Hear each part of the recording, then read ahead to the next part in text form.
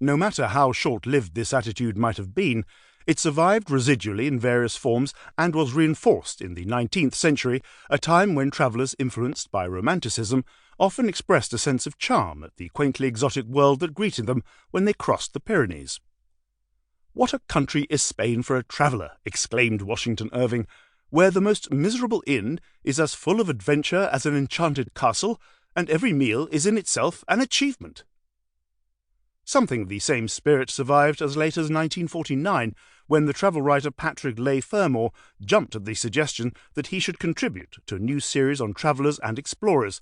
In a letter to Edward Shackleton, the son of the Antarctic explorer, Fermor proposed a biography of Cortés's impetuous companion Pedro de Alvarado, framing his proposed subject in terms that sharply evoke William Prescott. "The story is so exciting," wrote Fermor, "that it would be impossible to turn it into a bore. Indeed, it's got a wonderful dramatic completeness about it, one must admit." Very little of this uncritically admiring enthusiasm survives nowadays, and that is all to the good. Our own perception of the Conquistadores, however, has become entangled with a strangely persistent myth, one that sees in the history of Spain little but a record of cruelty at the service of political reaction and religious bigotry. The origins of this myth are to be found in the various reactions provoked by the meteoric rise of the Spanish Habsburgs in the 16th century. Since the phenomenon coincided with the rapid spread of print, it is no surprise that the Spanish Habsburgs became the first victims of the propagandists. The trend reached a high point in 1581 with the publication of The Apology of William the Silent, Prince of Orange, a skillful diatribe in which the leader of the anti-Spanish Dutch revolt sought to rally support for his cause with a damning depiction of everything Spanish. His particular bête noire was Charles V's son and heir, Philip II, whose crimes were alleged to range from duplicity and adultery to incest and the murder of his wife and son. And, of course, the Conquistadores were always at the centre of these allegations.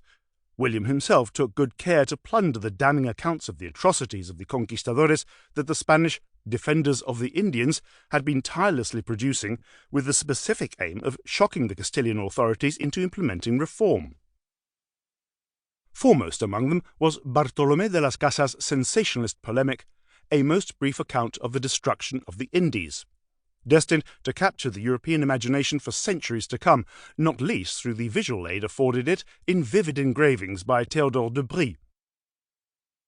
But if anti-Habsburg propaganda was the basis of this distorted image, its persistence was due, even more importantly, to the lack of response to it in Spain itself.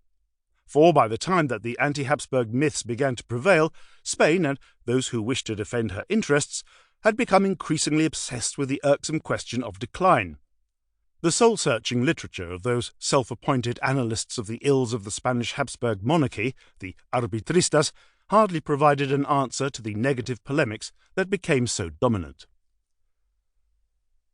It is important that we do not reduce the richly complex world of the Conquistadores to a sweeping caricature. Our view of their many atrocities needs to be grounded in historical context.